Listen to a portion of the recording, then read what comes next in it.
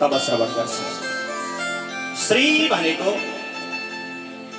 लक्ष्मी हो। हेर्नुहोस्, मत भनेको भण्डार हो, लक्ष्मीको भण्डार अरे भागवत। यहाँ जे मागे पनि प्राप्त हुन्छ। लक्ष्मीका भण्डारमा खाली केही हुँदैन अरे के, हरेक चिज प्राप्त हुन्छ। जे चिज चाह्यो हामीले, जे चिज माग्न खोज्यौँ हामीले, त्यो चिज माता लक्ष्मीले दिनुहुन्छ। श्री भनेको लक्ष्मी, मत भनेको भण्डार। अब रह्यो के भागवत, चारटा अक्षर छ। भाष्यते सर्ववेदेषु गीयते नारदादिभिः वदन्ति त्रिषु लोकेषु तरन्ति भवसागरे। भाष्यते, भामाने भाष्यते सर्ववेदेषु, वेद द्वारा भाषित अथवा उद्धृत अथवा निकालिएको, वेद द्वारा मन्थन गरेर निकालिएको, निचोड निकालिएको। भाष्यते सर्ववेदेषु गीयते, गीयते नारदादिभिः, नारदादि श्रेष्ठ श्रेष्ठ ऋषिहरूले सबैभन्दा पहिला गान गर्नुभयो। नारदादि ऋषिहरूले यो धरतीमा ल्याउनु भयो। अनि वदन्ति त्रिषु लोकेषु, तीनै लोकमा वर्णित छ रे सज्जन यो भागवत। सत्य मर्त्य पाताल तीनै लोकमा वर्णित छ। जय जयकार छ भागवत। अनि तरन्ति भवसागरे, संसार रूपी भवसागरमा अनुमग्न भएका हामी रुमलिरहेकालाई तार्न सक्ने ग्रन्थ भनेको के अरे भागवत। भागवतले मात्रै तार्छ। अब अन्य पुराणले चाहिँ तार्दैनन् त भन्दाखेरि जहाँ पितृ उद्धारको कुरा आउँछन्, तपाईका पितृ त लो गडबडिएछन्, तपाईले त पितृ उद्धार गर्नुपर्छ भनेर कुनै गुरुहरूले, हेर्नेले, ज्योतिषले अथवा कुनै वैद्यले भनिदिनु भयो भने नि भागवत नै लगाउनु पर्छ। किनकि अन्य पुराणले पितृको उद्धार हुँदैन, भागवत लगाएर मात्रै पितृको उद्धार हुन्छ। त्यही भएर तरन्ति भवसागरे, अन्य पुराण भनेको मनोकामना, मनमा भएका कामनाहरू पूर्ण गर्नका लागि अन्य पुराण बने। तर मोक्षका लागि, संसार भवसागर तर्नका लागि, मोक्ष प्राप्त गर्नका लागि चाहिँ भागवत नै। त्यही भएर अन्तिममा रचना गर्नुभयो। अन्तिममा सबै सारवस्तुको अन्त्यमा रचना गर्नुभयो। तरन्ति भवसागर। अर्को पनि भा माने भावना, ग माने गति, ब माने वर्णन, त माने तारण। जसको भावनालाई बुझेर, जसको गतिलाई जानेर के कहाँसम्मको छ त गति, कति लामोसम्मको छ त गन्तव्य, कहाँसम्म पुग्छ त्यसलाई जानेर वर्णन गरेर तार्न सक्ने ग्रन्थ भनेकै भागवत हो। अर्को चार पुरुषार्थसँग पनि जोडिएको छ अरे के, चार पुरुषार्थसँग जोडिएको छ भागवत। भागवत चारटा अक्षर छन्। धर्म, अर्थ, काम, मोक्ष, यी पनि चारवटा छन्, चार पुरुषार्थ। म भागवत लगाउँछु केका लागि त भन्दाखेरि धर्म गर्नका लागि। पहिलो अप्सन त्यहाँ आउँछ अरे, धर्म गर्छु। म भागवत लगाएर धर्म गर्छु। धर्म त्यो त सहजै भागवत भगवानले दिइहाल्नुहुन्छ। होइन होइन, धर्म त मैले धेरै गरेँ, कति गरेँ साध्य छैन। धर्म त मैले अथाह गरेको छु, त्यसले गर्दा अर्थ सम्पत्ति चाहिएको छ मलाई। म भागवत लगाउँछु केका लागि त भन्दाखेरि अर्थोपार्जनका लागि, सम्पत्ति आर्जनका लागि म भागवत लगाउँछु भन्यो भने त्यो पनि दिनुहुन्छ अरे कि होइन भने हजुरले उदाहरण, हजुरलाई थाहा छ मन्दिरमा पुराण लाग्यो भने केका लागि त भन्दा अर्थ यज्ञ हुन्छ। त पैसा सङ्कलनका लागि लगाइन्छ, अथवा कुनै स्कुलको स्तर उन्नति गर्नु छ, कुनै तीर्थको जीर्णोद्धार गर्नु छ, हैन? सबै भागवत भगवानले दिनुहुन्छ, पुर्याइदिनुहुन्छ। अर्थ पनि, अब हामीले धर्म पनि गरेको छ, हामीसँग अर्थ पनि छ। केका लागि सुन्ने त त्यसो भए भन्दाखेरि कामना, मनोकामना। मैले धेरै पढेको छु तर मैले पढे जस्तो जागिर मिलेको छैन। निस्वार्थ भावले, कुनै स्वार्थ नराखिकन, कुनै इच्छा आकांक्षा नराखिकन नि पुष्प लिएर आएर भागवतका चरणमा गएर भागवत भगवानका शिरमा पुष्प राखेर चाहिँ शिरले दण्डवत गर्ने हो भने नि त्यो मिल्छ अरे प्रभु, अवश्य मिल्छ। अथवा होइन, मैले विवाह गर्नु छ तर योग्य पुरुष या योग्य स्त्री, योग्य वर पनि भेटेको छैन अथवा योग्य वधु पनि भेटेको छैन भने त्यसका लागि पनि भागवत भगवानका शरणमा गएर कुनै स्वार्थ नराखिकन नमन गर्दाखेरि त्यो पनि प्राप्त हुन्छ। अथवा हैन मलाई रोग लागेको छ, औषधि खाइरहेको छु तर पनि रोग निको भइरहेको छैन, किन भन्दा कुनै न कुनै कारणवश त्रुटि भएको होला। त्यहाँ पनि गएर भागवत भगवानका शरणमा गएर नमन गर्यो भने सज्जन त्यो पनि रोग निको हुन प्लस पोइन्ट हुन्छ।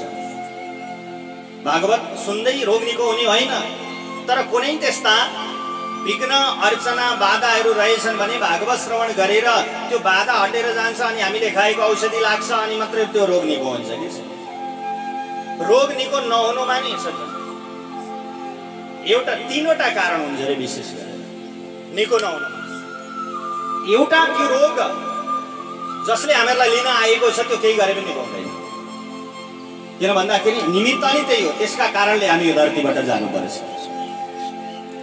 एउटा डाक्टरले पत्ता लगाउनै सक्नु भएको छैन कि यो रोग यो हो भनेर, जबसम्म औषधि त्यो सही रोगको सही औषधि प्रयोग नभएसम्म त्यो रोग निकै हुँदैन।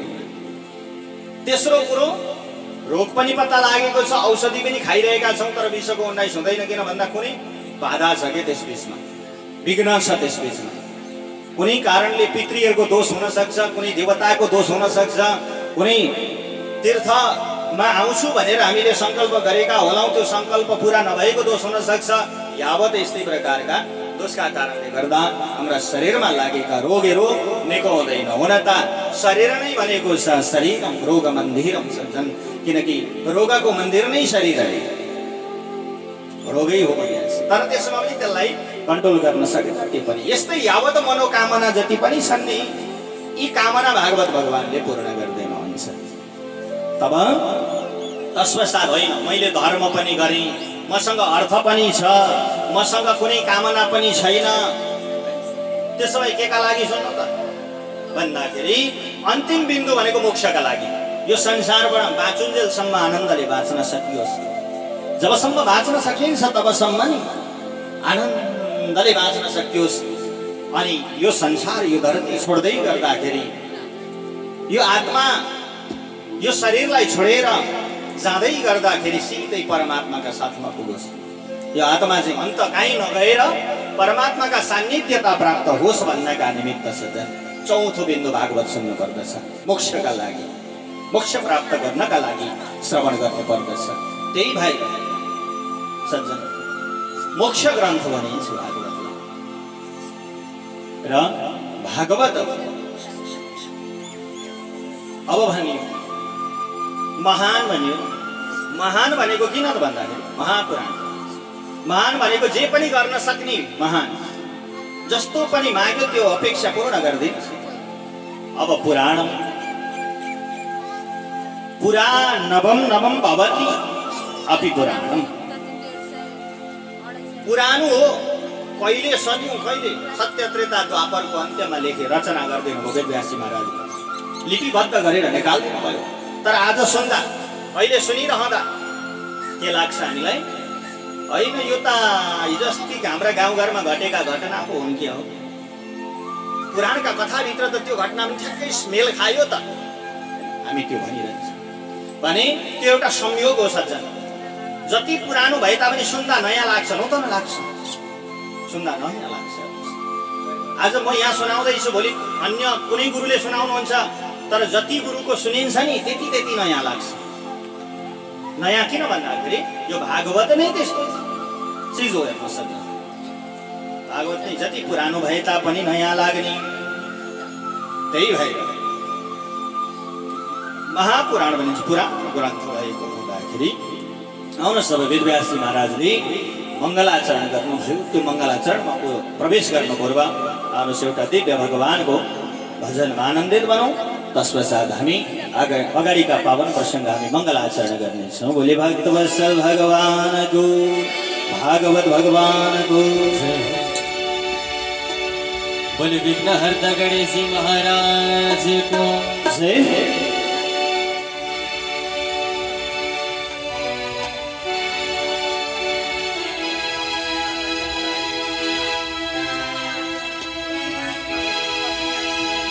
जय गुरु गणपति मंगल मूर्ति। जय गुरु गणपति मंगल मूर्ति। मंगल हो मंगल हो शुभ हो। मंगल हो मंगल हो शुभ हो। जय गुरु गणपति मंगल मूर्ति। जय गुरु गणपति मंगल मूर्ति। मंगल हो मंगल हो शुभ हो। मंगल हो मंगल हो शुभ हो। प्रभु दर्शन पाए सब जनने। प्रभु दर्शन पाए सब जनने। मन हरदम जल हो शुभ हो। मन हरदम जल हो शुभ हो। जय गुरु गणपति मंगल मूर्ति। जय गुरु गणपति मंगल मूर्ति। मंगल हो मंगल हो शुभ हो। मंगल हो मंगल हो शुभ हो। जय गुरु गणपति।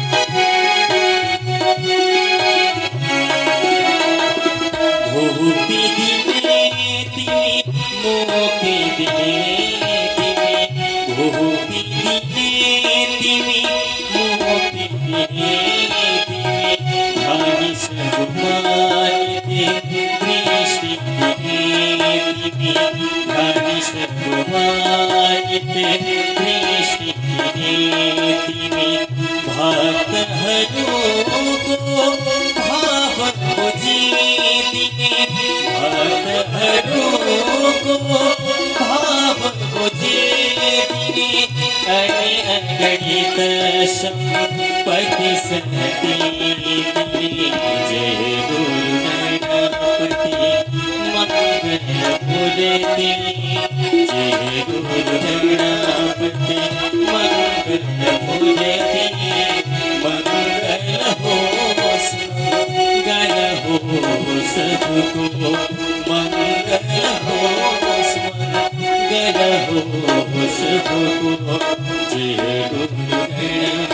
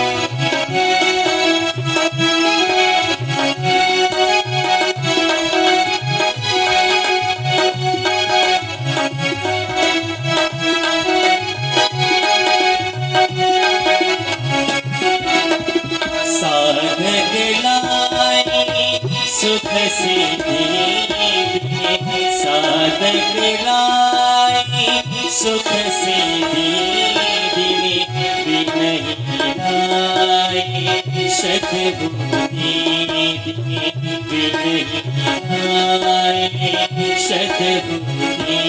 सद्बुद्धि सब जन लाए सब धोकर सब जन लाए सब धोकर ये सईमाने आह करीने ये सईमाने आह करीने जय गुरु गणपति मंगल मूर्ति जय गुरु गणपति मंगल मूर्ति मंगल हो मंगल हो सबको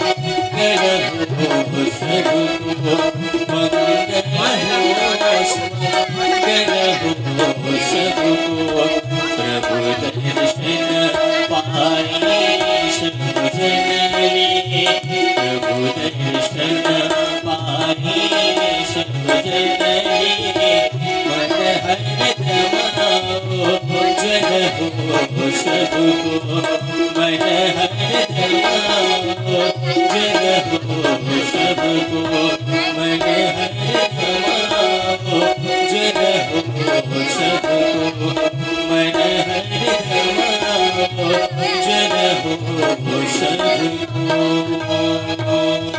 बोले विघ्नहर्ता गणेश जी महाराज को जय। भले भागवत भगवान को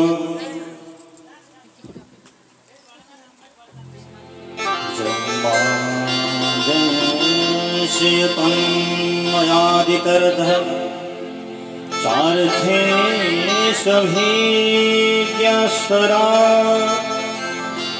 तेने ब्रह्म हृदयादिकवये वैयन्त्य सूरया तेजो वारिवृणां यथा विनिमयो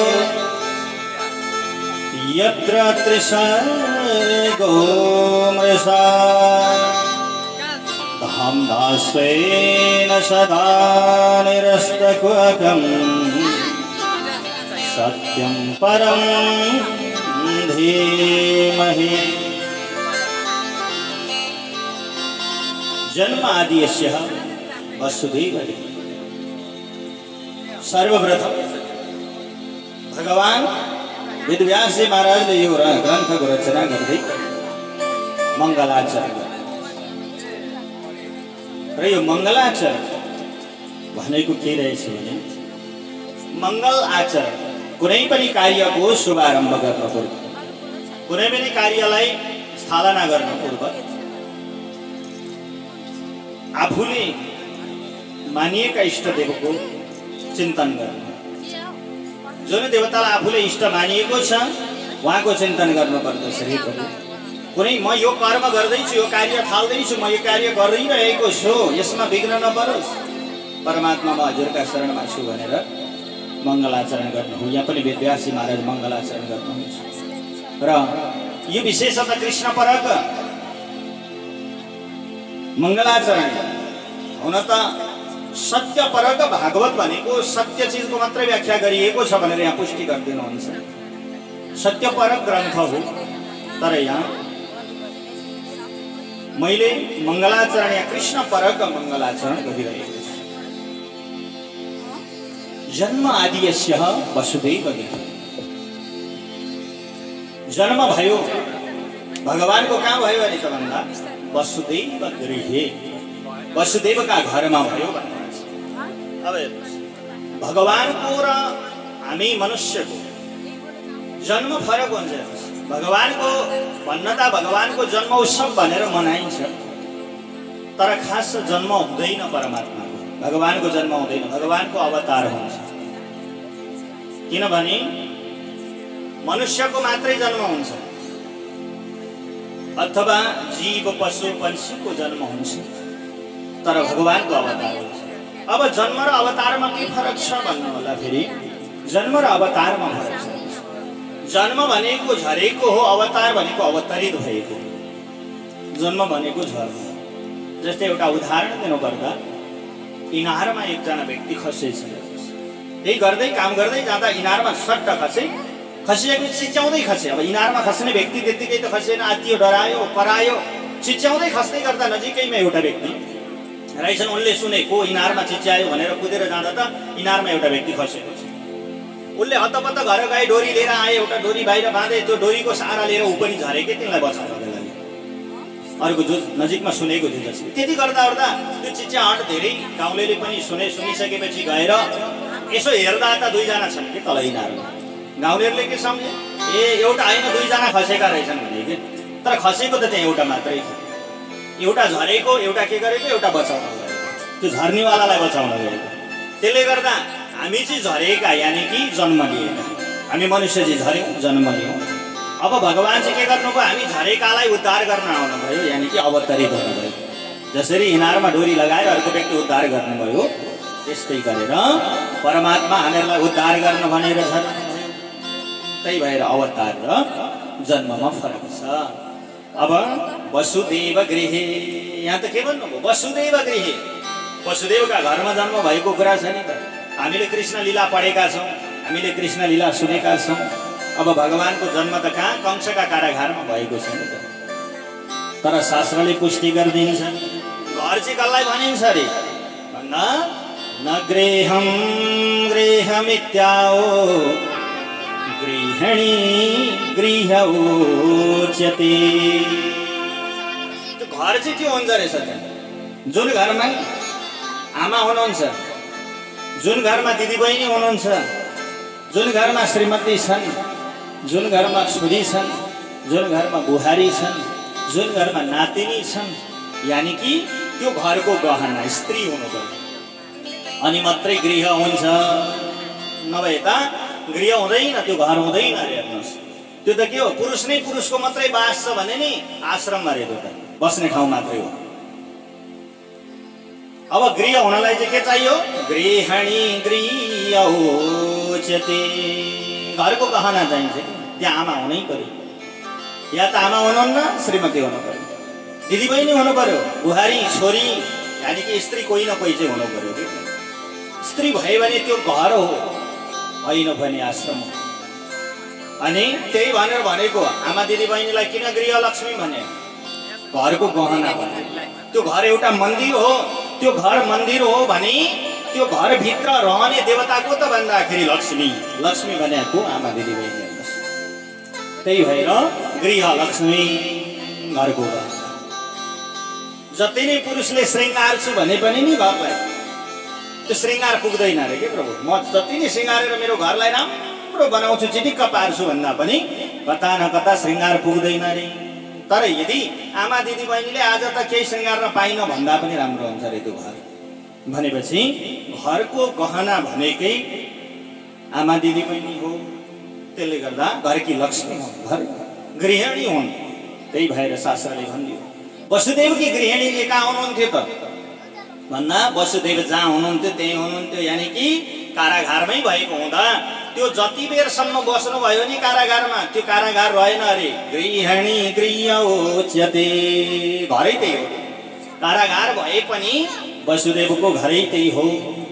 त्यही भएर घरमा भन्दिनु भयो। अब त्यहाँबाट परमात्मा के गर्नुभयो, अन्वयात् इतरतः, अन्तै जानुभयो, त्यहाँ रहनु भएन। किन अन्त जानुभयो त भन्दा अर्थेश विज्ञ, अर्थमा चाहिँ विज्ञ हुनुहुन्थ्यो नि परमात्मा त। किनकि कंस वञ्चनादि प्रयोगेषु अर्थेश विज्ञ, कंसलाई पत्तै नदिकन, कंसलाई थाहा नै नदिकन अन्वयात् इतरतः। अब त्यहाँबाट भोलि यहाँ बसिरहँदा त कंस दुष्टले मलाई केही पनि गर्न दिँदैन, त्यो पनि थाहा थियो भगवान्लाई।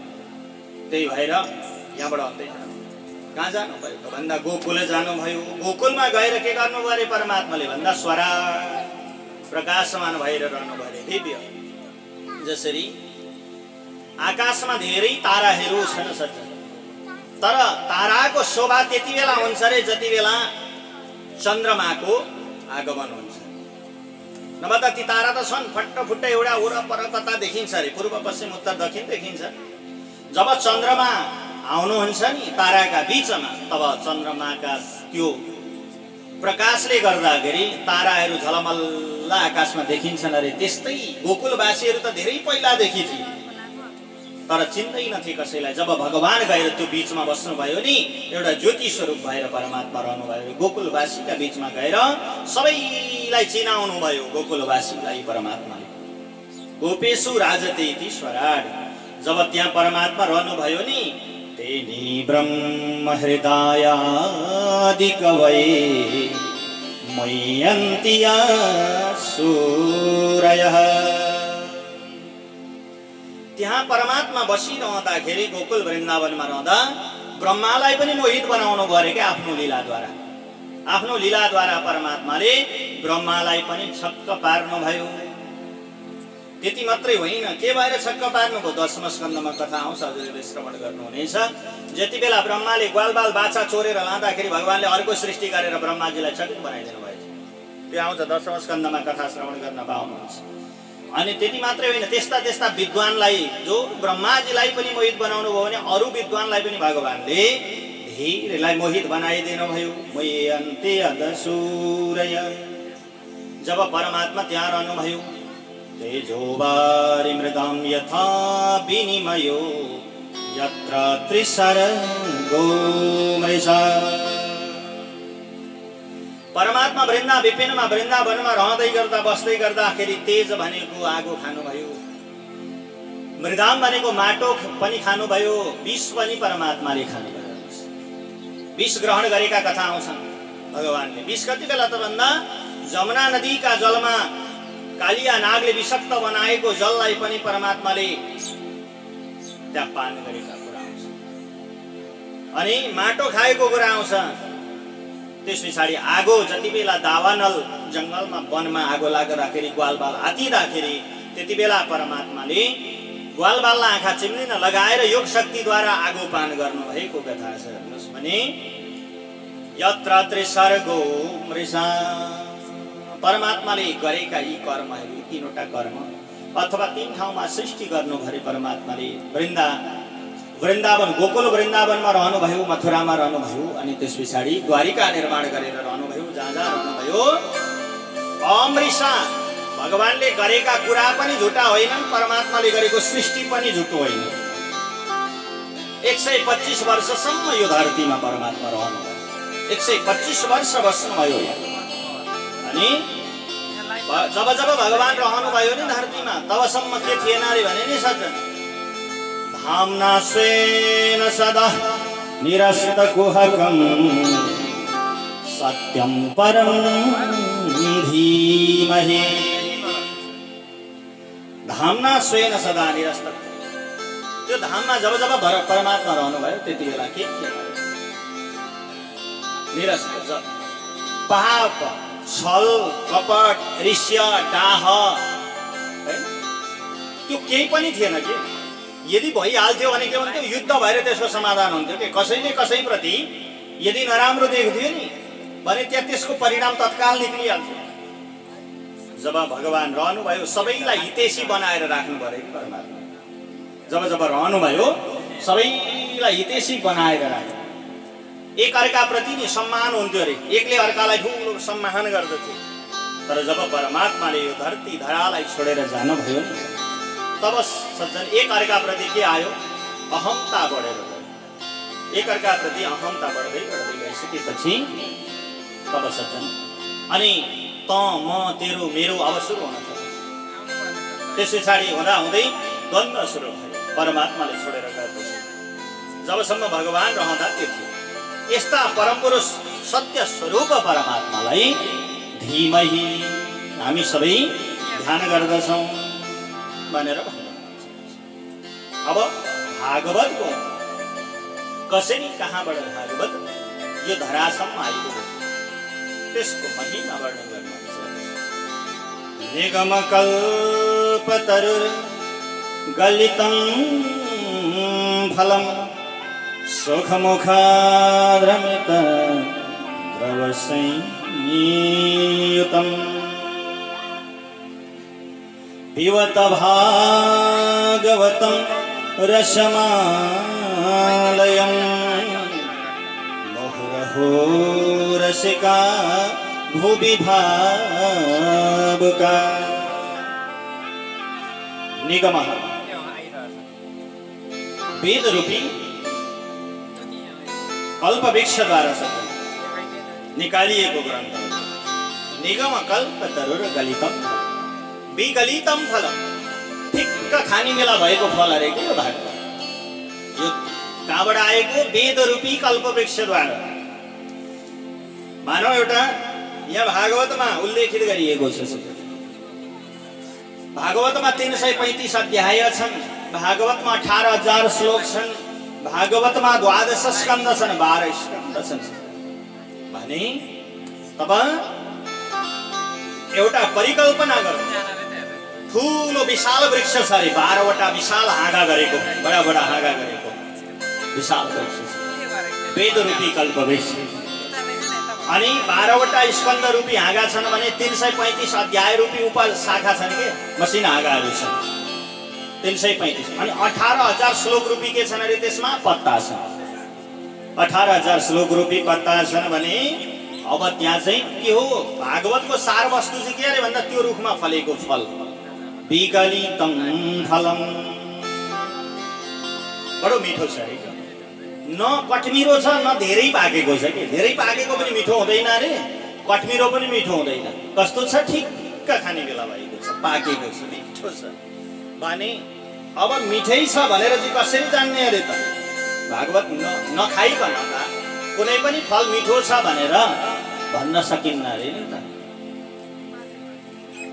कस्तो अरे त भन्दा अब खानका लागि नि फलका फेदमा गएर त्यो वृक्षमा पाकिरहेका फलिरहेका ती वृक्षका फल हेर्दा थाहा पाउँछौँ अरे कि हामी पनि तर त्यो अनुसन्धान गरेका छैनौँ होला गर्दा थाहा हुन्छ गएर हेर्दा ठिक्क अलिअलि चुचो लगाएको छ नि चराले अलिअलि जुठो लागेको छ भने सम्झिनुहोस् त्यो चाहिँ ठिक्क खाने योग्य भएको छ अरे किन धेरै पाकेको छ भने चराले आदि खाइदिइहाल्छ अरे सक्छ काँचो छ भने खाँदैन अरे तर ठिक्क पाकेको छ भने अलिअलि जुठो लगाउँछ त्यही फल चाहिँ टिपेर त्यो जुठो जति फ्याँकेर अनि धोइ पखाली गरेर ठप्प खाँदा हुन्छ अरे त्यस्तो फल अरे कि अब अर्को कुरा भन्नुहुन्छ यहाँ चाहिँ कसले जुठो लायो त सुख मुखाद्रमित द्रव संयुतम सुखदेव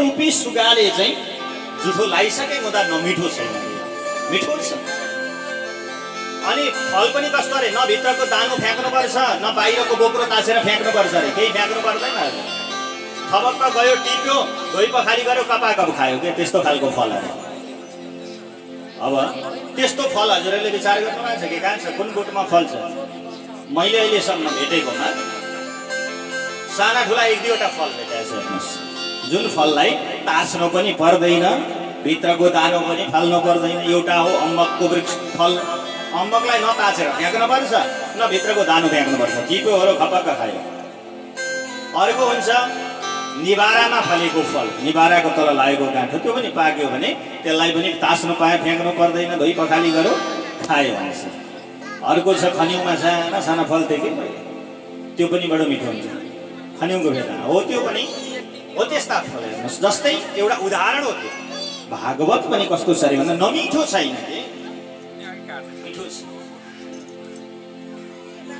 अब खबरका जहाँ भागवतका सुरुका कथा सुन्यो त्यस्तै आनन्द आउँछ बिचको मात्रै सुन्यो त्यस्तै आनन्द आउँछ अन्तिमका सुन्यो भने पनि आनन्द आउँछ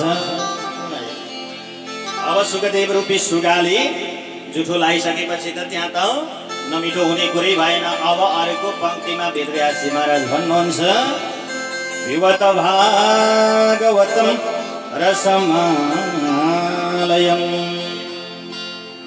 पान गर्नु सही भन्नु भागवत पिउनु सरी अहिलेसम्म भन्दै हुनुहुन्थ्यो फल अब पिउने कसरी त हरि हो